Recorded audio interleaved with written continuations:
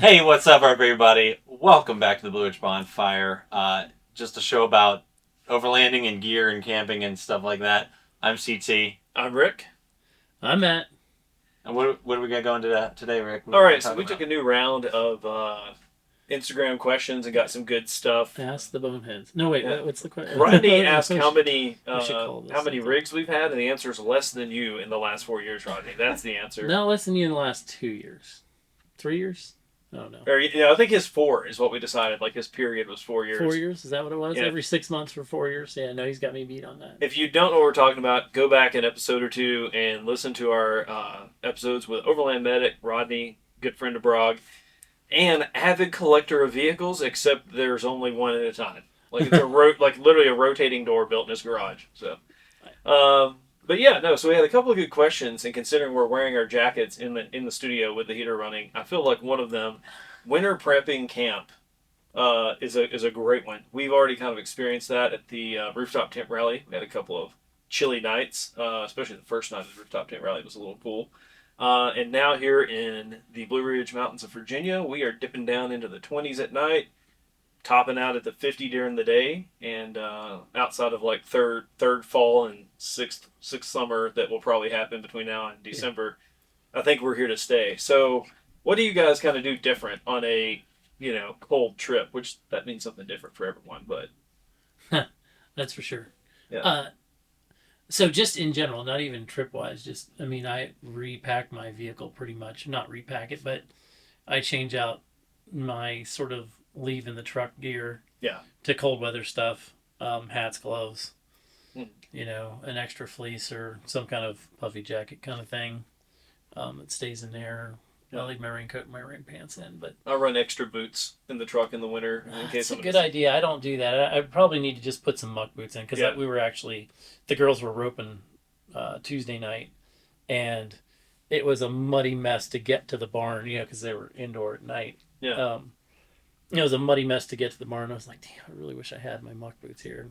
I leave them in my car at all times. Yeah, Yeah, especially in the don't do winter that. when you can like totally soak a pair of shoes that and then it's cold, wet, and all that. So Yeah, I mean, I wear kind of a higher top boot most of the year anyway. But I don't also live on a farm, so I don't have to use my muck boots for anything else except for places I've driven to. yeah, my place is pretty dry to get to the tractor, and that's usually what I'm doing. So like, I could go on slippers, and I'm going to be gravel to the tractor. It's cold out there, but Yeah. Matt's in it's his not muddy. I could see terry you cloth bathroom. on your Kubota pink bunny slippers. Yeah, That's Instagram worthy right We there. should get a picture of that sometime. Yeah. I need to find pink bunny slippers, I guess. I'll have to do some looking. More of a springtime image, probably. yeah. Okay. Cool. Yeah. So yeah, I think that's a great point. We're all about emergency gear in your kit, not just for a trip, but day to day. Yeah. Yeah, like the same thing kind of for Brandy Subaru. She's got a tote she keeps in it just for winter stuff with a wool blanket, Yeah. some really nice thick mittens, Yeah. a hat. Yeah. I keep some kind of blanket in there. I forget what it is. Yeah. One of the rumple or something maybe. Yeah. Yeah, in case you just literally just are like stuck somewhere and you have to sit it out a little bit, you won't be. Totally... Yeah, and I got stuck in Colorado 2 or 3 years ago, like that at a gas station, like no power, roads closed. Oh shit! There was a mild bit of panic going. I mean, I was in good shape because Yeah. I came catered to sleep outside. But Yeah. the biggest thing for me, okay, so I'm sorry. So sleeping outside in the cold, biggest thing for me is ground insulation. Yeah. Almost, I can survive almost anything with enough ground insulation. Yeah. Really good ground insulation is my thing. And recently I've run Exped down, into the 20s probably without any trouble. Yeah. Before I've run like heavier thermarests or some kind of foam. Yeah. Some kind of I was gonna say good that's something I R-value think foam. people forget is that like just the Ridge Rest cheapo like $16 pads. 100%. You can throw that under an inflatable pad and have a much better experience in cold weather. Yeah, no, the R value goes like way, way, way up. Yeah. Yeah, I would absolutely keep a piece of like closed cell foam, like you said, the Ridge Rest, and then Yeah. if I put a thick like 1.5 thermarest on top of that, like you can get through a lot of cold nights with just that. And not just like on the ground in your tent or wherever, but like even one of the coldest nights I've ever had was in fall in Georgia in a cot with a sleeping bag, but nothing on the cot. Yeah. Ooh. And it was just really damp, really humid, and you lay on your sleeping bag and it's compressed, it's not doing anything. Yeah. So it literally was this much material between me and the air. Yeah. Yeah. And the other thing people miss on sleeping bags is there's really most sleeping bags are not. There's very little insulation on the bottom anyway. Yeah. Because they assume that you're going to use a ground pad, so all the insulation's on the top. Yeah. Because again, they're useless when they're compressed. Because Yeah. the only way to trap heat is to trap air, or the only way to stay warm is to trap air. So I listen to people all the time. Oh, my Gore-Tex jacket is so warm. No, it's not. Yeah. It happens to be stopping the wind. Yeah. But lean against something cold, and it's going to shoot right through. Yeah, well, I mean, it's stopping the wind, therefore it's not like sucking the heat through you. Yeah. But it's not actually. It has like minimal insulating value in the grand scheme of things, unless it's like super well cuffed and it's sealed off. Yeah. Like something I've noticed with a lot of jackets that you saw back in like the early 2000s and 90s was like the drawstring up here, which I'm actually a fan of. You can still get to your pockets and stuff without kind of breaking that seal around your chest area. So I have a mantle jacket that it is I do not love it 4 months of the year. Yeah. But the rest of the year, it is a spectacular piece of equipment because it's like heavy cuffed on the inside with the jacket over top of it. Yeah. It's got a bump helmet hood. Yeah. A big hood that gets over a hat and stuff really easy. Like I said, it kind of made for a bump helmet. It rolls up, but I never really end up rolling it up. And then it's got side zips that go halfway up the side. And then it's got pit zips on top of it, and then the glove pouches are clear up here. But the slick thing is, I can crack one of the side zips and get into it, and it's a pretty nice jacket for when it's crappy. But it is really, really too heavy duty for a good chunk of the year. Like a true 3-layer shell. Yeah. See, that's why I like the Outdoor Research. I have 2 4A Gore-Tex jackets from them, and their pit zips and their side zips are one and the same. Like you can almost run that thing as a poncho with sleeves, essentially. Huh? Yeah. And so when it's really hot, I zip it from the pit down to the hem. Yeah. The whole side's open. Yeah. Yeah. So anyway, winter camping, but yeah, like your clothing's part of that. And you were talking about like the insulation underneath you. That's one reason I've started carrying a hammock camping quilt that has a foot box and it goes over you, but there's nothing on the bottom because it's not doing anything anyway. Yeah. So my 20-degree quilt hacks down to this big. Yeah. Because it's cut out, like a third of the insulation that's not really serving any purpose. Yeah. I have like I don't even know, a -15 or -20 down bag I've had for 30 some odd years. Yeah. That I've taken really good care of it. It's got a Gore liner. It's not Gore-Tex. It's a different, again, from a million years ago, where it's it will shed some water but not. And I just don't ever zip it. Yeah. I mean, it could be really flipping cold and I never zip that thing up. Yeah. Like I lay over, I use the foot box basically. Yeah. And then just lay that thing over top of me, and with again good enough ground insulation or something over my head. That's the other thing that'll get me. I want to get to some other stuff, but while we're on the topic of like trapping air and insulation, I want to tell you all a story about the time that Matt and I Nearly died. And May. thankfully somebody, in May in New Hampshire. And we had a really, really, Was it May? Is that early in the year? yeah, we lacked a lot of sleep We were sad. the first night. And then on the second night, we're like going down this road and we kind of get into town, coming off the mountain. And so I was like, oh, this outfitter, like at Eastern Mountain Sports or something, is up here. Does anybody want to stop? And we both were like scrambling for the radio on the deck. Yes, we would love to stop. And Please let us stop. Yeah. We need it. You don't understand. Like the sound of our teeth chattering kept both of us awake. But we bought they're from Thermarest, but it's like a rumple blanket. Yeah. They've got a way that you can like make a foot box in them. And alone, they're probably like 50 degree, 60 degree, like maybe. Summer bags, like, Maybe. Yeah, nothing. But nothing putting serious. them on top of our bags that we already had. Yeah, no, absolutely. Just trapped enough Safe. air. Yeah. That was really wet that weekend. That was up on Mount Washington too, or that area. Yeah. So it was flipping windy and wet and chilly. Yeah. And not just like wet in the terms of rain, but like your clothes, like everything was soaked. yeah, it was just the humidity was like through the roof. So much moisture. Yeah. That was painful, and that wasn't like really that cold. And that was strictly, like you said, the humidity got you. Now the good thing is when it's really cold, you don't have that problem. But yeah, that was one of those where people talk about like, oh, those little like synthetic fill blankets and stuff like that don't really do anything. Yeah, when you need just a few more degrees on top of that sleeping bag. No, I'm a fan of that little thing. I'm married to a pretty cold-natured individual, so I'm a big fan of like over-speccing your sleeping bag a bit. Yeah. But also too, like she'll be like, oh, we'll bring just enough for the weather. So maybe we don't need the extra blanket. And I'm like throwing the extra blankets in the car behind her back, you know. So I'm like, you know, when it's going sideways, like you could open up a sleeping bag, but you can't make it more warm. Like, you know, like you need to. Yeah. Next time yell, is that Elvis? And then start. Right. You know, Yeah, I like a few like bailout oh shit things like Yeah. just the hand warmers and stuff like that. Maybe So- buddy heater, fire pit, Boom. things of that Buddy nature. heater fire. Segue, not like in the tent. CT's that got the solo stove in the. I mean, Right. if my life depended on it, I'd fire up a buddy heater in my tent. Oh yeah, no, Oh, yeah. buddy heater's one thing. Okay. Oh yeah, not the fire pit. On I see what something you were getting at. Okay. That I was just telling somebody the other day that I'm getting towards the end of my stash, not like out, but in the spring I always buy a huge pack of or the box of hot Case hands of, yeah, me too. because they're really cheap. Oh yeah. Because it's not like they go bad. Right. But I have had, because if you listen to the podcast, and these guys know, like, I'm not always in a truck. Like, sometimes I go out really minimal. And getting in a sleeping bag, you know, when you've been out in the elements all day, crack a hot hand or two and throw that sucker in your sleeping bag 15, 20 minutes before you get in. I've even slept with them in my pants pockets or in my jacket pocket or whatever. That can be a game changer. I know there's the thing like boil water, put it in your water bottle and all that, but it's 2022. I'm just going to put some hot hands in my bag. You know? I've kept hot hands. I keep hot hands in the truck in the winter too, for Yeah. sure. I have.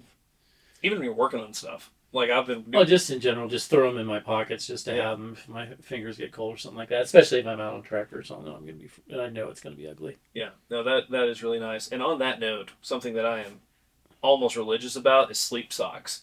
I don't care if you are in like, you know, a truck that has everything you own in it. Like you should have dedicated sleep socks because It's like a pair of wool socks. yeah, that you didn't wear that day because they're gonna Or be you only wear a sleep, Yeah, leaving you- sleeping bag on. Yeah. yeah. Okay. Yeah, I usually have like some really thick smart wool. My most recent ones are from Drake's. That they're for fly fishing or for waders, and they are legit like a 1/4 inch thick. They're not super tight knit, but that's a game changer. I don't have great circulation, so yeah, like getting in at night, like when we were in Georgia a couple weeks ago, had sleep socks even though it was like 80 during the day. Put on clean socks at night just to keep my feet nice and toasty. Hmm. It's a good idea. I don't. I've never done that. I do have these really fun camp boots that are like, you know, like miniature versions of old moon boots when I was Oh, a like kid. down booty kind of things. Yeah, Yeah. Those are. I think they may be synthetic, but those are pretty slick. I forget who makes them, but Our friends that were just in Stephen and Jordan, we actually bought her some down booties. You were talking about cold nature. Your wife Jordan is super some cold natured. people, man. She wears her down booties like for house shoes, like around her house. yeah, So, yeah, those are nice, and they pack down to like that thick. yeah, mine are a little bigger than that. But Oh, okay. They're. I mean, I wouldn't backpack with them, but they're Yeah. they're pretty handy to have around if you. Yeah. If it gets sideways. All right, so we've talked about kind of like sleeping, your emergency kit. How about cooking? I know we're going to talk about cooking on another episode of camp cooking, but like cooking in the winter, there can be some like unforeseen challenges in terms of like, especially when it's really cold, like the type of fuel you're using and like things like that. I mean, yeah, propane can be problematic. Yeah. Oh, isobutane will like downright stop working Yeah. at a certain point. Just turn to jelly inside or whatever. Yeah. Matt, I know you've done a lot of trips, like not just truck, but like sled dogs and stuff. Yeah, I've spent a lot of cold nights. How do you tackle the whole get a hot meal? I don't. Oh, really? Just Not typically. Yeah. I mean, I typically, I will just eat a lot of sandwich stuff because in the cold it doesn't go bad, yeah. and you can darn near leave it out. You're in the And I- refrigerator? Yeah, you're Yeah. in the refrigerator. So it's like I just, you know, I would have like a whack of salami and cheese and, Yeah. you know, some kind of bread thing that I could, you know, break stuff off of and just eat it. Yeah. When I was running a lot, when I was doing more of that kind of stuff, that, you know, that calorie intake became important, and so Yeah. Yeah, Well, I was going the- to say, especially like the salami and stuff having the fats in it, those actually, as they break down, keep you warm at night and stuff. Yeah. But people don't think about in the cold, especially in those performance environments, how much you're actually burning.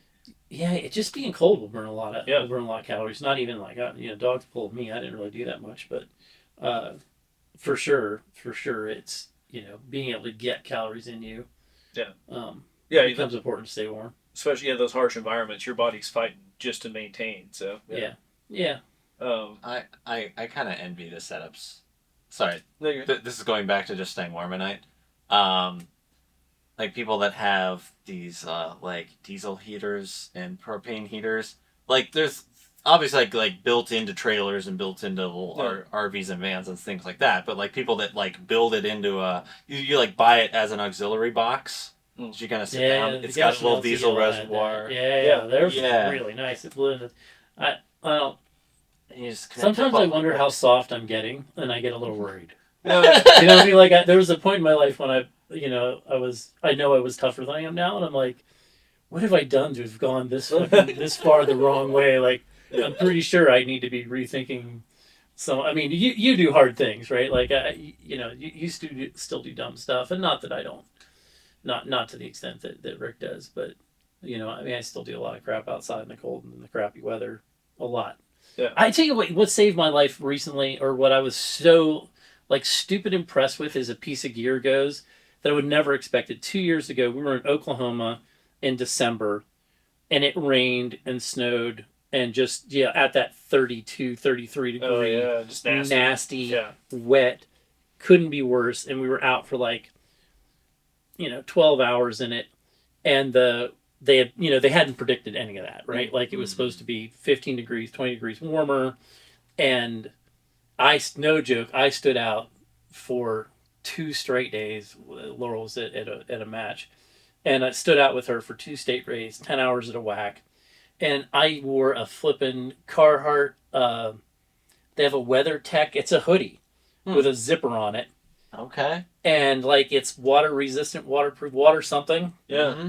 And I'm telling you, like, a couple hot hands, some gloves, and a hat, and I stood out in the rain and the crap for 2 days straight, all day long. Yeah. And no, I wasn't warm particularly. Yeah.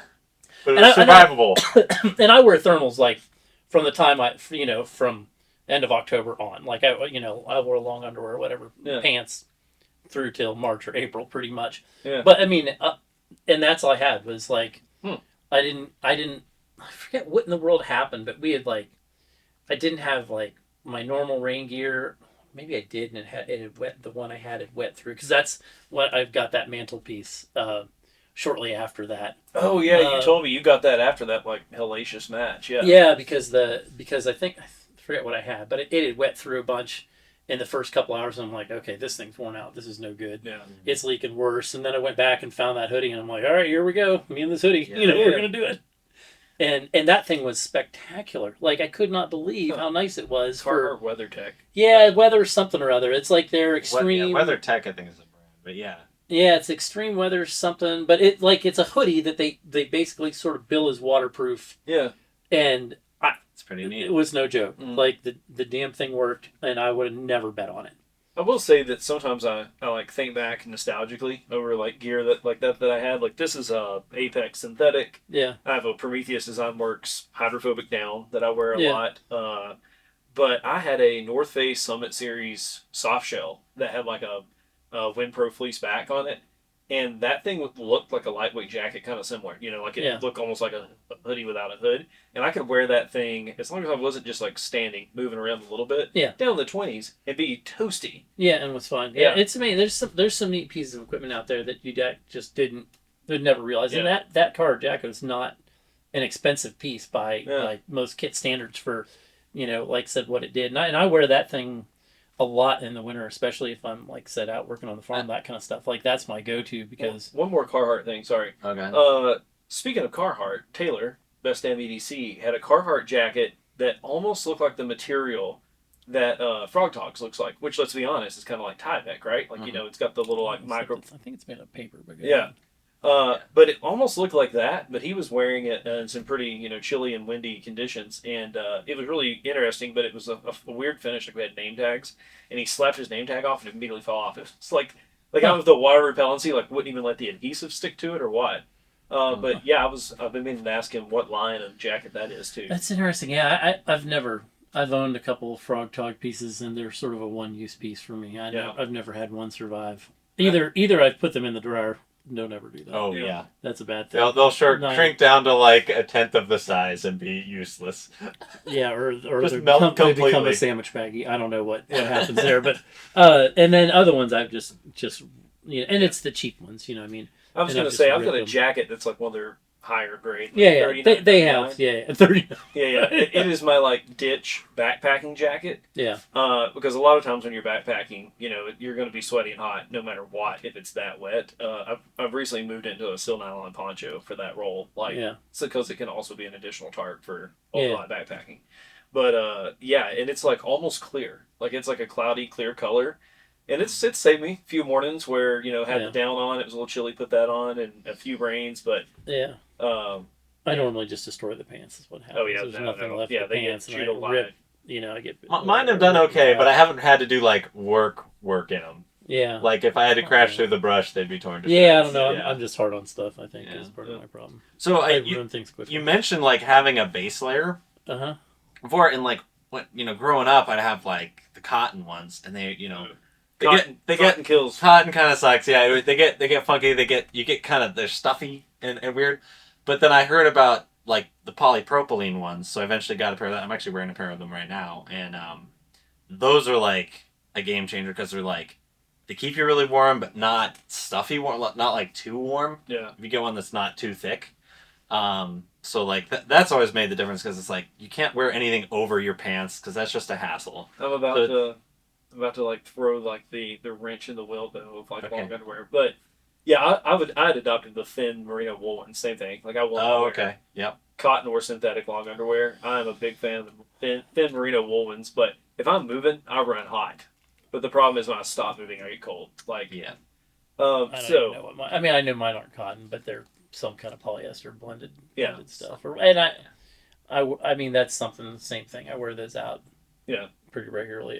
I'd be afraid to actually buy merino wool for fear I'd. Well, so I was going to say I don't. Well, no, or for fear I'd like it too much and I couldn't afford to actually use it continuously because I'm going to use it continuously. I usually push my merino pretty far though. Like when they start looking like they've been in a box with a moth for 6 months. Yeah. I'm like okay. I have some old Patagonia like Capline stuff when Capline first came out and it was blue.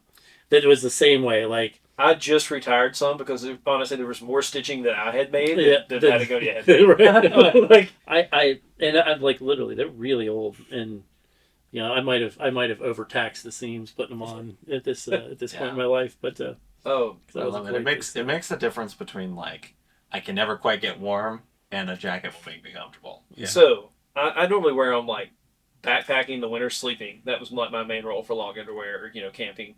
But my problem with that, not so much like an overland trip, but you get up in the morning, you always fool yourself of like, oh, I'll just leave these on for a little while. I'll take them off at lunch. And then, like I said, I get warm. I'm usually about 200 yards from where the tent was set up. And I'm like, oh, I got to take these off.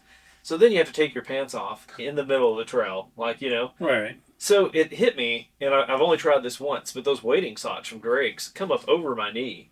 So I've just been using those at night.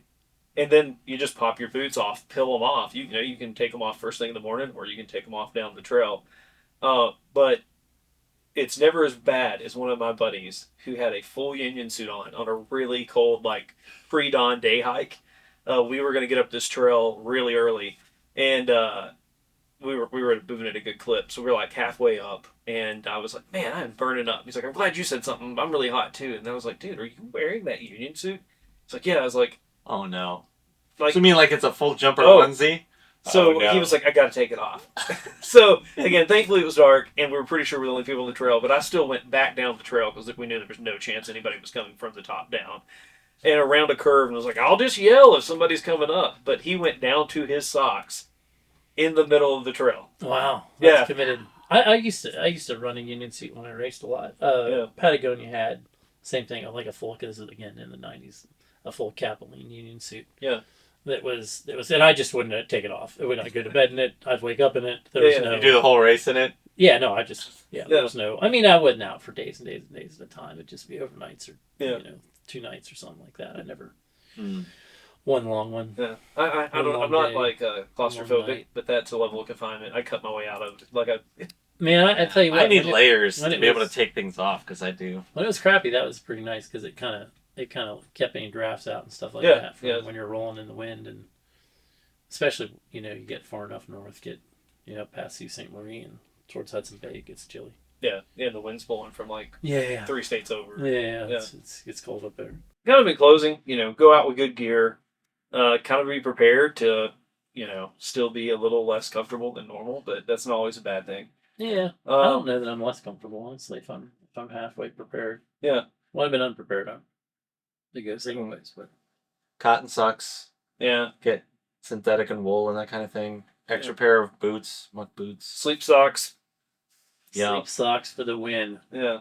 Good base layers. And then one last thing, like Matt brought up while you were swapping batteries, his sleeping bag. Like, I think sometimes people don't like want to swallow the pill that a good sleeping bag is pricey, but like they last a long time. Like, No, no joke. If I had to bet, I have 2 cold weather bags. I have like a -15 or 20 and a -40. Both of them are 750 or better downfill. They're made by Moonstone. Moonstone's been out of business since probably late 90s or something, I think. yeah. They were really nice bags back in the day, and I still have both of them, and they've like literally are 30 years old. I've got this blue down sleeping bag that like my parents had kicking around. They don't even know how we happen to own it, but I don't know the rating because it's like too old before they printed it on there. And this thing is just super thick down. It packs down really, really well. Yeah. And it's still amazing. So, like I don't ever stuff now mine. it's That's the other probably thing. Ever. Like don't store mine, stuff. mine live laid out open. Yeah. this one's 99% of their life. What would you take that -15 down to? Like and feel comfortable.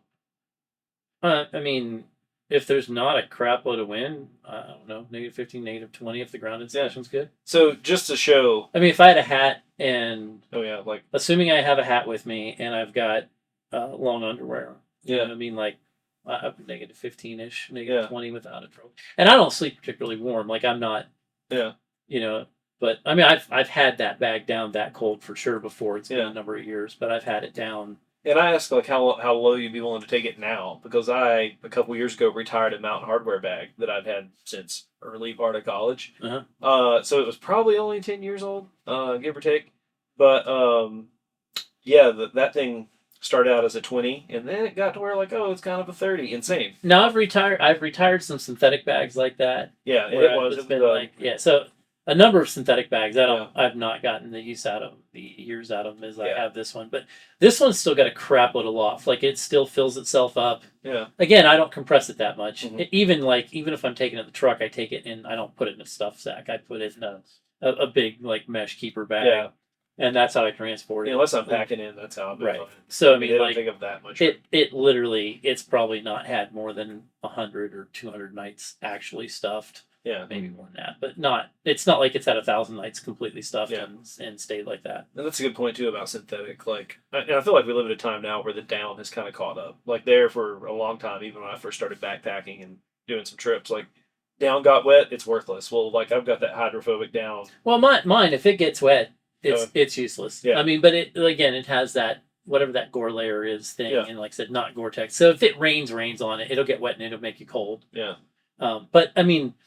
If I have a -15 bag, there's a good chance I'm not in the rain. It's not a rain temperature bag, and that's why most of the synthetic bags, when I've worn out synthetic bags, typically those are my, sort of 25 and up stuff, where I'm not, it could get wet or I could get wet or whatever, but yeah, once it goes down below 20, then these bags don't really see. Yeah. Yeah. Can I say one thing? My last closing statement is. I think we're done. Yep. All right. We'll catch you next time. I like having a bonfire when it's cold. They say it's good for morale, and that's true. But it doesn't really move the needle for me. But if you add s'mores on top of the bonfire, that really does move the needle for me. I'm like, after a hard day, I'm like, this is fun. This is tasty. I'm just here actually having a really good time. I don't need the s'more. Man, I do love a good fire. We used to do a fire the last night of every fall semester with some guys, no matter the weather. Like we had to do melted shoes. It was so cold one time. Like, I'm not a s'more guy, but I don't particularly like sweets. Although I did have a handful of M&Ms today because they were here, and so was I. We know how that goes. Yes, but short of that, I don't particularly get into stuff that's way sweet for me usually. Yeah. No, gives me something to do. Yeah, it's kind of like my liquor. I don't like my liquor sugary. Yeah. I'm with you on that. Or my wine. So, to whoever asked about our winter camping, Well, I hope you gave that. We gave you kind of like our overview of preparedness and our. I like that we went into all the different areas of it. It was good. So if you like this conversation, hit that like button. If you loved it, hit that subscribe button. If you're listening to us on a podcast format, leave us like a 5-star review or something. That would be awesome. Thanks, guys. Yeah. Let us know what you do for Yeah. your winter camping prep too. I'm always looking for tips and tricks. Yeah, for sure. Yeah. Always looking for good ideas. If there's new meta, let us know. Yep. Yes. Meta. I don't even know what meta. Oh, it's I don't know, new tips and tricks, like that kind of like the new strategy. Not Facebook. Don't let us know if there's. That's no like Facebook. Zoomer. Yeah, that's the only thing I can. I'm like, I don't know. That has nothing to do with Facebook. Okay. Yeah, no Zuck here. Okay. Yes. Hashtag no suck. Hashtag Zucks to Zuck. Our Facebook page is going to crash now. All right. We'll be back in a couple weeks. Thanks, everybody. Bye.